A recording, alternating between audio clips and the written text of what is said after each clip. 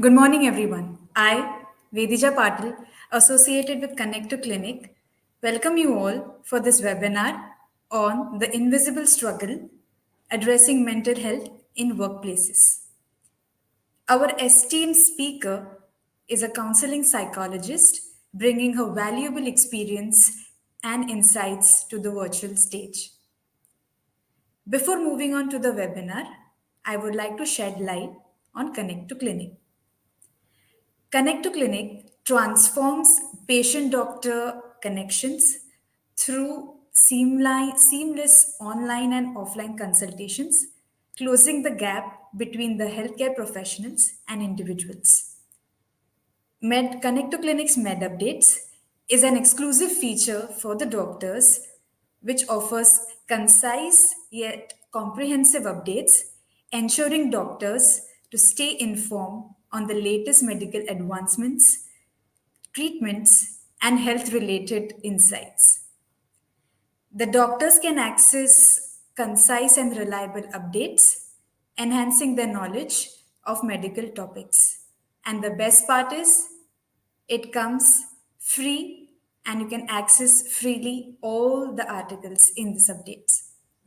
Now, let's move on to our esteemed speaker, Ms. Suman Khanna, a highly accomplished and experienced counseling psychologist. Ms. Suman Khanna, we welcome you to this webinar. Ms. Suman Khanna, Thank you so much hold, for having me over today. thank you. Ms. Suman Khanna holds a master's degree in clinical psychology. She is the founder of Mind and Wine, which is a holistic counseling center dedicated to mental well being. She has been extensively trained in cognitive behavior therapy and rational emotive behavior therapy and Gottman couple counseling. She is also a career counselor for 8th, ninth, 10th, 11th, and 12th graders. Her approach combines empathy, respect, and evidence-based techniques to help one navigate mental health challenges and help one achieve their personal goals. You can get in touch with Ms. Suman Khanna on her website as well, which is www.mindunwind.co.in. I repeat, www.mindunwind.co.in. Ms. Suman Khanna, we welcome you again. And ma'am, you can just go forward with the presentation. Thank you. Thank you so much, Vedija. It gives me immense pleasure to be a part of this webinar, especially when it is World Mental Health Day today. Mental health and psychology has always been very close to my heart, and it brings me immense pleasure talking about the same and spreading awareness to a lot of people who are watching this today. Could you please start the slides, Vidija, so that we could introduce what exactly are we going to talk about in today's session? Sure. So good morning, everybody. Vedija has given a brief and very clear picture and background about me, so I may not be adding anything more to it. Thank you so much, Vedija. With the webinar that we are going to start today, we are talking about the invisible struggle that we see at the workplace. Lately, we've been talking a lot about it. There is a lot of understanding and awareness that is being spread around the same topic. But let me tell you one thing, this struggle has been a part for a very long time. And that's why we named it as invisible struggle, because this is something that just goes unnoticed and we are not aware exactly what we are going through today. The aim for today's webinar is to help you understand when exactly can you take help for yourself when you're at workspace. What are the signs and symptoms that you can really notice in you and in your colleagues around if to understand if they are going through any mental health struggle. Then we are going to also understand what kind of self care that can we take at workspace. While when I probably get to that topic, I will be able to help you understand more in details. But self care is one word that is most underrated and taken very lightly and casually, but it holds a lot of value and understanding, and that's exactly what we're going to cover up when we come to that point. Then once, let's say, you've understood your signs, you've understood, okay, these are some signals that I'm experiencing, and I see that I am going through the mental health struggle, but what do I do about it? I take care of myself. I make sure that I'm involved into certain activities, but there is an environment that is causing this struggle in me. What is it that the first step that we can do is to speak up and communicate your feelings, your struggle, to your concerned department or people around you. The next that we are going to talk about is how an employer's mental health, your boss, your managers, the leaders in the company, can really affect and impact workers and impact the goals of the team as well. Then we talk about the leadership and mental wellness. We will be covering this up when I get to that slide. And finally, to end it up and to summarize it all, we would be talking about how can we prevent these burnouts that we are going through every day in our day-to-day struggle at workspace. So these are the pointers, very well summarized, very well articulated to the point. I know it's a Thursday morning for a lot of us. We all are working, but this day gives an opportunity to all of us to slow down and really think and reflect on what exactly probably I am going through or what people around me are going through. So I hope this webinar helps you, and we could just start this webinar by going on to the next slide. All right. We've heard a lot about mental health. We've heard this word mental health conditions, self care, and so on. Like there's so much awareness, so much noise around it that we are actually slowing down and talking about it. There has been a lot of stigma around this, but the good news is that slowly we are yet too far, but we are slowly towards it. At least that makes a lot of difference in understanding that.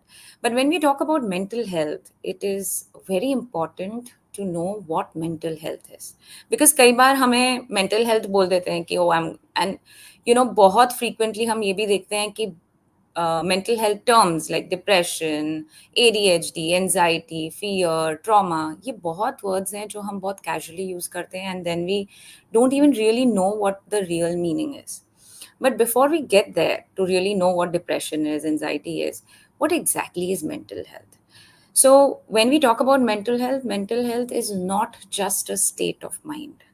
It's not only about how you're thinking, how you're acting, but it is a big umbrella term which covers your mood, which covers your functionality in your day to day life. A lot of times we do not understand that our day to day functionality is getting affected or we are doing good at it.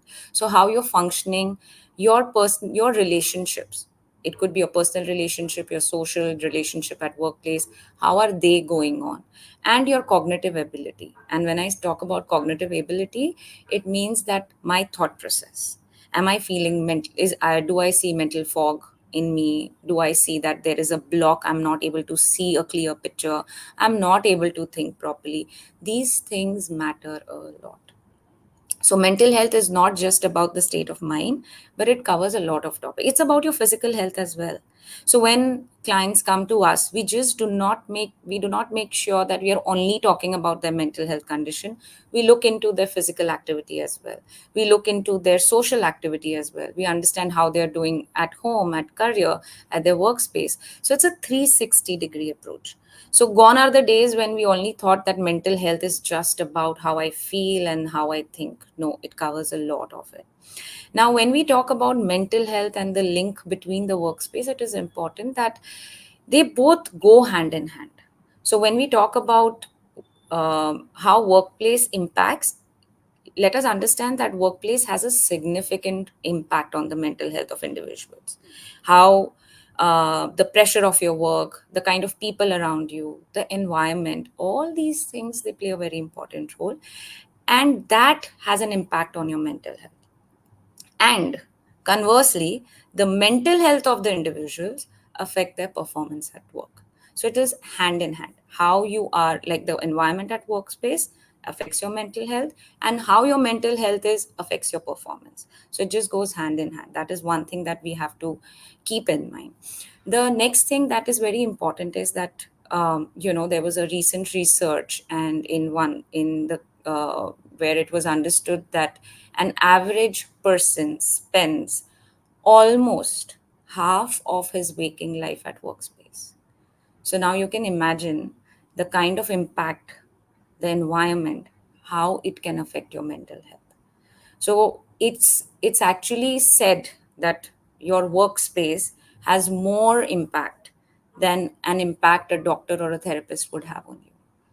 That is the kind of correlation that it has, and that's how it holds so much important, and that's how so much of so many struggles go just under the carpet and are invisible, and we are not able to really understand what's really bothering us.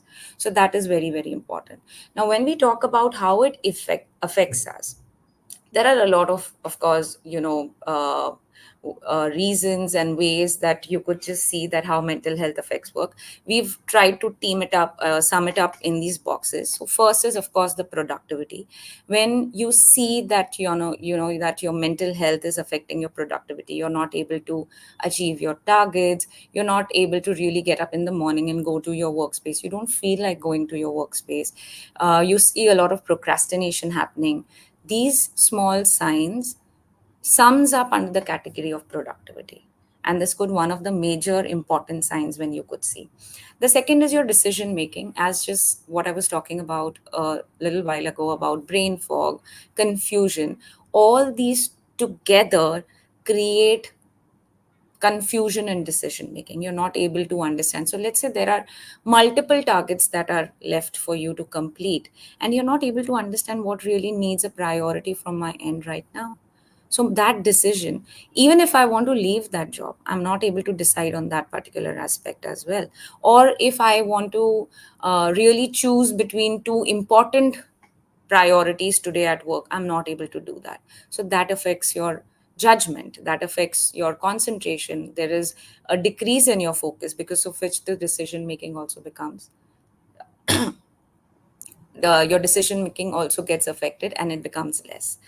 The third thing is that mental health challenges can lead to miscommunication. So sometimes, let's say if I am going through anxiety, if there is certain kind of fear that's set in me, it tends to flare it up so much that I am not able to communicate exactly what I am going through. Or, on the other hand, if it is anger that I'm going through, I may not really understand how I can put that across. And when I don't know how to put it across, my communication with my managers, with my colleagues, they go for a toss. So that is affected. Then of course we know about stress and burnout, that when there are unaddressed mental health conditions.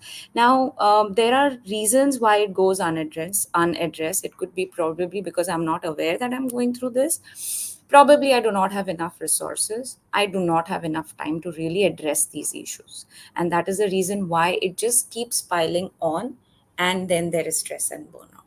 So this is one of the other signs that you could see that how your work is getting affected due to your mental health condition. And of course, the last but not the least, that you see that, as what I said, that you do not feel like going to office, you drag yourself, you tend to take more leaves, you tend to avoid the situation basically. So when we talk about absent when we talk about specifically when you're away from work, or let's say you're avoiding to submit any target, it's basically avoidance.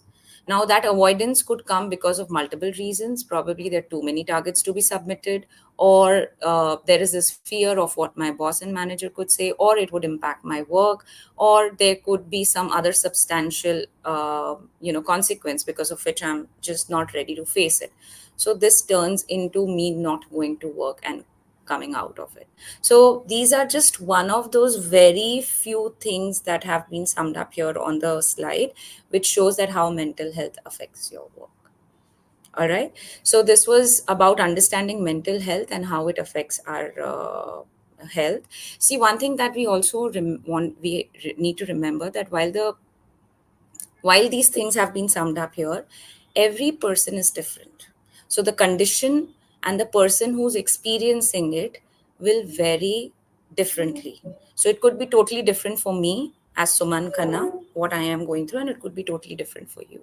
So it is important, whatever the situation is, whatever the condition is, however the kind of person that I am, all that is not important as much as it is important to know, to be aware that I have to be aware of any changes that are going in me, any slight change. And the first sign to really look out for is your functioning happening in your day to day life. That is the most easiest and one of the most important signs that you could see. And that is a time when you can really understand that, okay, now I need to take help or I need to speak it up to others or to my colleagues and so on. So this was about understanding mental health. Now we'll go to the next slide and we'll try to understand. All right. So now we are talking about facing mental health challenges at work. Now, this is again something that we all see. Before I really help you to, with a very few simple questions that you could ask yourself, let us exactly understand what the signs are. So, to make you understand better, we've again summed it up in a very to the point pointers here. Now, in your day to day targets or in your day to day life at your workspace, you would be saying that you're making more mistakes or you're missing the details. When you're going through mental health condition, your mind and your cognitive ability, it just decreases and there is a decline in that, because of which when there is work in front of you, be it at a very small amount of work or be it multiple files that are open for you, you start, you tend to make mistakes and you miss information. Let's say there's an email that's come up. If you're already going through a mental health struggle, if there is anxiety or if there's a lot of overthinking, I may not read that email in details, and I would just brush it off by just reading the important pointers, only to realize later that I missed so much details here. So that is one of the challenges that you might be seeing. The other is there is a noticeable shift in the mood, irritability or withdrawal from colleagues. This is another very noticeable situation or challenge that you would be seeing, because of your struggle, the shift in your mood is so frequent that you may not be able to really understand if you're going through something. So let's say if I am going through I'm just feeling angry about something, or I'm feeling anxious about not being able to achieve the target. Immediately, your boss comes and tells you that, you know what, it's okay, you are not supposed to submit this target, or this target has been delayed. Quickly, your mood shifts to a different mood altogether. You're now feeling relaxed, you're now feeling okay. And in the third minute, again, there's something that pops up, or you remember something, again, your mood shifts. So these shifts in mood are one of the biggest challenges that one faces when they are going through mental health struggle at workspace. So this is another thing that you could notice in you. Now, as we've spoken about, struggling to focus, because your focus, your concentration, your forgetfulness also increases. It's not just about, missing details, but it is also remembering and conserving certain information in you which you might not be able to. You may be sitting in a meeting and you may be sitting in a conference and you're asked to really note down the details, but your mind and your thoughts are so fogged that you're not able to focus exactly what they're saying. You could be in a spot where you would be like, I just want to leave this place right now. Whatever that is being taught, whatever that is being told to me, I am not able to really comprehend, absorb, and all I have to do is just leave this place right now. So that's another challenge. That, and of course, all these things are now linking to your functionality at your workspace. Then it is about frequent unexpected absentees, or where you are just feeling too lethargic, because again, what I just said a while ago, that you want to avoid the situation. Sometimes it is avoidance, sometimes physically you are not feeling in the right place to really drag yourself out of the bed and take you to the workspace, because once I go there, there are so many pending things that I would be seeing there and I don't want to really face it. So avoidance is there. My body is not really helping me to really go there and listen or really face those challenges there. So I better off to be at home. And sometimes these leaves could go more, beyond your paid leaves, and you would be still okay at that. You know that what you're doing is probably not healthy for your job, but your body and your mind is not really thinking rationally, and you tend to take decisions that could be not helpful for your work. Then there is complaints of fatigue, headache, physical discomfort. uh, this is one of the facts that very few of us know, that stress is stored in form of aches and pains in our body.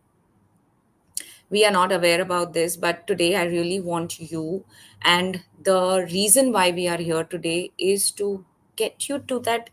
I would not want that with this webinar you are able to really, start working and face these challenges. No, but let's say with this, even a small awareness of what you're going through is pinpointed by you today. I think we are successful in doing that.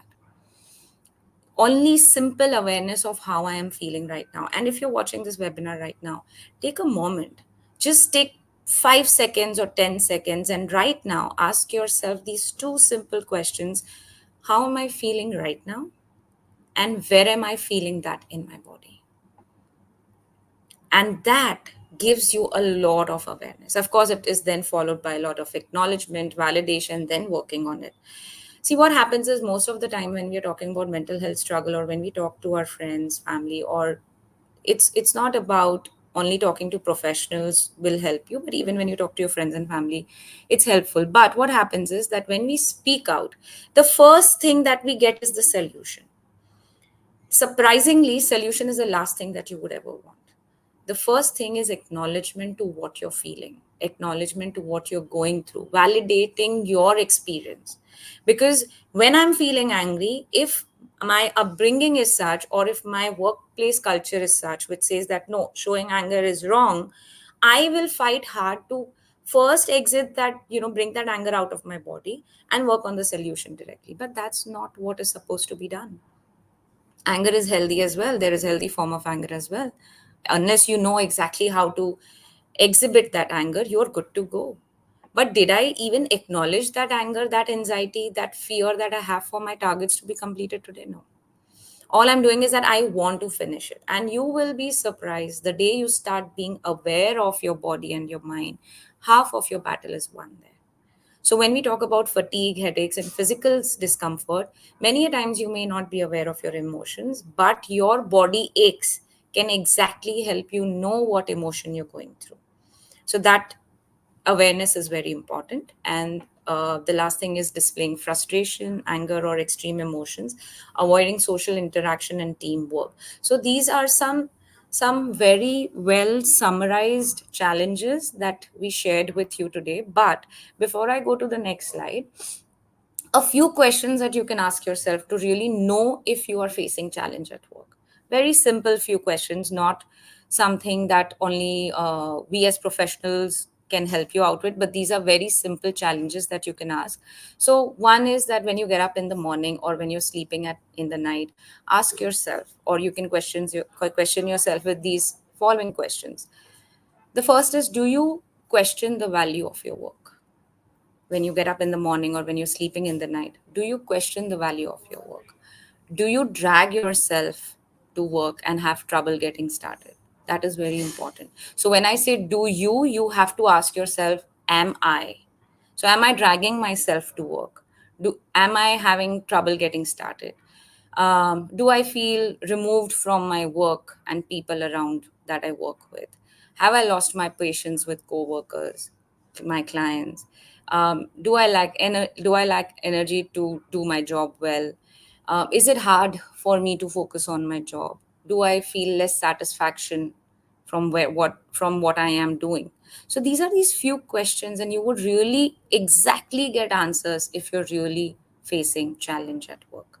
So while these small pointers that we've mentioned on the screen, these are the few questions that you could ask yourself in your day-to-day life. Probably when you're journaling at night, probably when you're creating your to-do list, these questions would be of great help to you to really understand if there are any challenges that you're facing at your workspace. We can go to the next slide, Vedija. Okay, now when we talk about self-care, now This is as what I was when I was introducing the what we're going to do today, and I mentioned that this word self care, this is the most underrated word, because when we are talking to our friends and family, when we are talking to even therapists or doctors, one thing that they always say is, please take care of yourself, do some self care activities.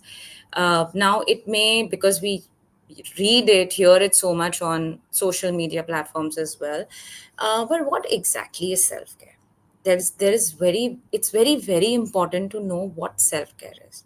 Just by listening to different resources from different social media platforms, or just by being heard by doctors or by friends, that's not self care. So when I am going for, let's say, a body massage, of course it is self care, but it is therapeutic, but it is not therapy. If I am going for music classes, it's therapeutic, but it's not therapy. So it is very important what kind of self-care am I getting into. So there is something called as therapeutic self-care, and there is some real therapy self-care that we have to do. So first, let us understand what can we do in our day-to-day life that can help us to feel little better, that's therapeutic for us. So let's say one is, of course, when you are in your workspace and you are really overwhelmed, the first thing is to take a moment off from that environment and from that moment. Mind you, I'm not asking you to run away from the situation, but I'm just asking you to take a break.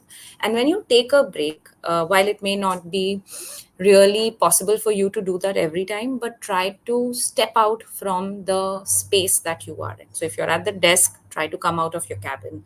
If you're in the workspace, just go and grab some fresh air, maybe in the balcony of your workspace, or maybe you get down and try to come out of that area where you are in. And when you are there, take a moment to again be aware of what exactly you're going through. So simple, go back to those same two questions. What am I feeling right now? And where am I feeling that in my body? Once I am aware, I am now ready to take some action plan, or some create an action plan, or to take some actions for it. Then when once I've done that, I have to then ask myself, what is it that I can do about it? Of course, there's a lot that goes into it. We may not get enough time today to talk about it, but there are a lot of things that you can do after that. The next is that whenever you are at your workspace, it's very important that you set boundaries. And when I say boundaries, again, there are a lot of clients who come to me who are from corporate sector, and they tell me, Suman, it's easier said than done when you say create boundaries. And I obviously acknowledge and validate what they're saying, because it's not easy at all. But a simple question that I ask them is that I who says that easy does not mean difficult, does not mean that it is not possible. Of course it's difficult.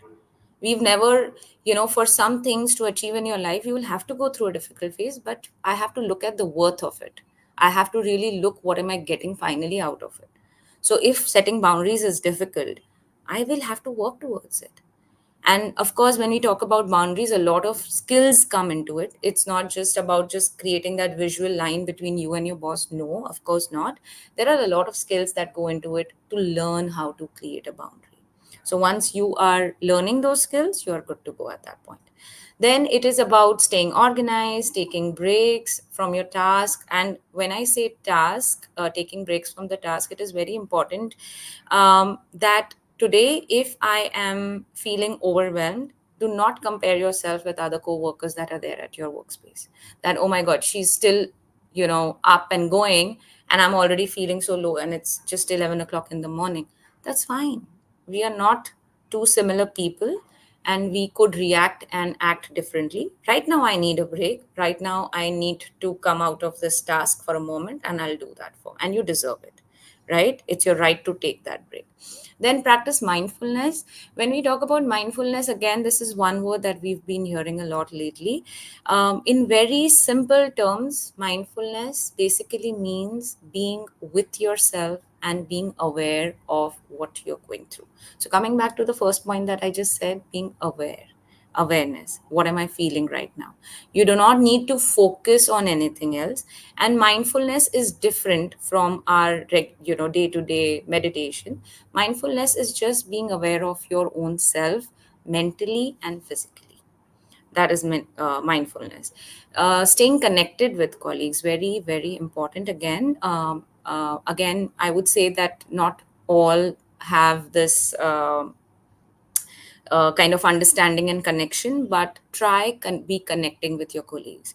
So when I say that, staying connected with your colleagues, it means that discussing and sharing your concerns, and not just concerns in fact, but some humor, some kind of connection with your colleague will really help you to survive there. So you feel more motivated to go when you're connected to your colleagues. There are a lot of time when clients come and tell me that we are not well connected with the colleague, and I really help them go through a process where they accept how they behave and think, because sometimes we are disconnected with our colleagues because we do not like the way they think, what they do, their thought process. But it is very important to remind ourselves that we are different individuals, and that is the reason why we are together here today. Each one of them have their own qualities for what they are today, and they may not be exactly thinking the way you are, but their presence could definitely help you to get your day through, day after day, get you motivated. So even if they are not similar or they think differently, there is still a process through which you can gain acceptance for them. So that will really help you to stay connected with your colleagues. Then move regularly to refresh is exactly what we spoke about a while ago, and ask for help. Now, this I'm taking you back to the first point. When I said that self care, there is a difference between therapeutic experiences and therapy in itself. So, never confuse therapeutic experiences with therapy. So, while you may be going for a massage, while you'll be taking breaks, while you're doing your physical activity, while you're doing yoga, while you're playing tennis, but yet if you see that cognitively that my thoughts are still not helping me get through, then it is time for you to take help, and that is where therapy or professional help comes into picture. So be very, very mindful about it, that there is a difference between therapeutic experiences and therapy experience. They two are totally different, but they two contribute equally important part in your life. So these things are very, very important when we can, probably keep in mind while we are talking about self-care at work. So this summarizes the self-care. We now move on to the next slide, which helps us understand about speaking up. Now, this is one thing, when we talk about it, whenever I am talking to my corporate clients and when we are discussing, and I really ask them that, what is the kind of, what is the, um, how do I say, okay, so I ask them, okay, what is the quality of communication that you have with your colleagues or with your bosses? And most of the time they tell me that we only talk when it is work related, and this is it. So I do question them again, but let's say if there is some, like what you're going through right now, and if that's something that you would want to talk to your boss or to your manager, what would you do then? And they are like, sometimes they come up and tell me that they are very approachable, but I really don't know what to talk about. Or sometimes they say that they are not approachable and talking is a waste. उनसे बात करके कुछ नहीं होने वाला, and that is the reason why I become submissive and I go on to, continue experiencing what I am.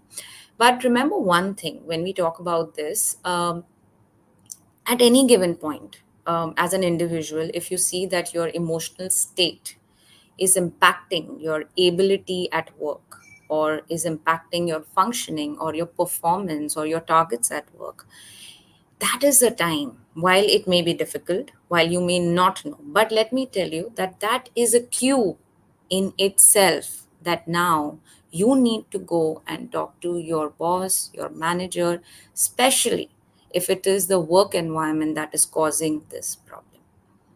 right? So when we talk about talking to the managers or talking to the boss, there are a lot of skills that can be learned. So we teach communication skills also to our clients when they come. And while it is just not talking about how you're feeling, but communications is an art basically. So you might hear so many people around saying that, oh, when this person talks, काम आसानी से निकल जाता है, and the other person says कि नहीं, काम नहीं निकल पा रहा है. So this is something, the communication plays a very important role. So as I said, that workplace where plays a very important role and impacts more than doctors and therapists. It is very important that you use the right tools to communicate with them. So if I have to really talk about communication skills, the first thing is choose the right time. Just look at the time that you could probably speak to the employer or your manager or your boss, because every time is may not be the right time. Then when you're talking to them, be clear and direct about what exactly you want to and what you want to talk. And this you could probably do by asking yourself in your mind, what is my goal of having this communication today with my manager? So be clear and direct. Make sure that you do not play a blame game there, talking about how they are impacting you, their environment. Instead of you, use a lot of eyes when you're talking to them. I am feeling in a certain way, I am feeling low, my emotional struggle is so and so. Talk about that. Then propose the solution, that this is what I want to talk about, this is what I'm looking at, and these are the things that I'm expecting while I'm talking to you today. Remember not to forget that you're still at workplace and the professionalism has to be maintained, so that that respect is maintained between both of you. Once a meeting is done, once the boss has given you certain kind of assurance, make sure that you follow up with them. So these are a few quick tips that could help you to communicate to your colleague or your boss or your manager.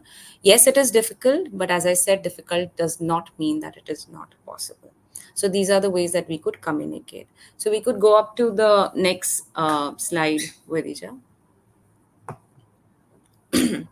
Now, when we talk about the employer's role in mental health, this, as what when I started the webinar, I said that it plays a substantial role, even more than a doctor. So, an employer's role in mental health plays a very important role in terms of making sure that the team is working together, the teamwork is done, and the goals are achieved. And for that, it is important that as a manager, it is important for you to create a support culture and try to encourage that culture as much as you can, so that people feel comfortable being vulnerable there. If that culture is judgmental, employees will never feel comfortable coming and talking to them. Make sure the policies are in place and they are implemented well. As an employer, it is very important that you follow up with your employees as well, with a regular check-ins, if what we spoke about has been conducted, or if they're feeling better, or if they've got the right help or not. Weekly support group could really help employees and could also speed up the goals of the teamwork as well, and also help employees to get better as well. Encouraging work life balance. Well, while we are talking about this balance, when I come to the last slide, I'll talk more about it. But yes, helping them to get this balance as much as they can. And then training and awareness, making sure that there are regular mental health checkups, assessments done in the team, within the team, so that you could exactly know at the right time if some person is struggling, and the right help is offered to them at the right interval. So this talks about your employer's role in mental health. Coming to the next slide, it talks about employers' mental health. So very important. The points itself are self-explanatory. So the leaders who prioritize mental health, they of course manage stress better. Their decisions are very sound. They're not confused. And it just helps them to create an environment where the employees feel comfortable and talk, where they feel comfortable and they can come up and talk to them. If at all they are neglecting their own mental health, when they are feeling confused and they are struggling with it, that could lower the productivity for the team, and the employees are lost in that whole process because the employer is going through a very tough time, and it's not the employer's fault also, but because he himself or she herself is not able to understand, she's not able to guide, and the employees and the team members finally start feeling lost. Self-care, therapy, mindfulness practices, all these things together can help an employer to overcome and reduce their stress and their mental health struggle. While employers are going through this, one good thing that they can do is they can also talk about their condition to their teamwork, so they all become more compassionate and kind towards each other. And this in itself is also fostering and encouraging a mental health support group and environment at work. So an employer's mental health plays a very important role in any kind of teamwork or any goal to be achieved by the corporate sector. Going to the next slide.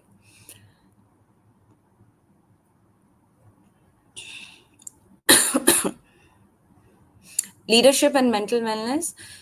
When we talk about the leadership at workplace, good leadership has been shown to lower stress levels at work. It encourages the employee to work more, and it creates a culture where trust is created amongst each other, and there is an environment where each one of them can come and talk openly. So very, very important when we are talking about this. The second point talks about that when the leaders, when the bosses, when the managers, when they are aware of the responsibility of, to support mental health, they can give clear instructions and they can maintain open lines of communication to their staff members and speak out, and again foster that environment so that each one of them is comfortable talking about it. Now, when we are also allocating tasks or certain work to our employees or our team members, ensure that no one is overloaded. It is very important that we create realistic goals. Again, I'll explain that more in details when we come to the last slide. And the most important thing as leaders is to cultivate healthy coping mechanisms. One thing as employees that we can remember is that the kind of behavior and the skills that I will exhibit as an employer to deal with my mental health struggle, my employees are observing me and they are learning from me. So, what I exhibit, how I try to deal with my struggle will exactly help my employees to understand that this is the way. If I'm not dealing it in a healthy way, it does not allow my employees to create a space for themselves where they can come and talk to us. So it is very important that I myself learn, upgrade, upskill myself to deal with my emotional struggles so that I can help my employees. Going to the next slide, which is the final slide here today. Now, we all know at our own personal level how to prevent burnout, but let us understand when we are talking about it. The first motive or the first icon here talks about work life being balanced. But let me tell you, the word balance is actually a myth. It's difficult to really strike a balance between your work and life. It is almost next to not possible.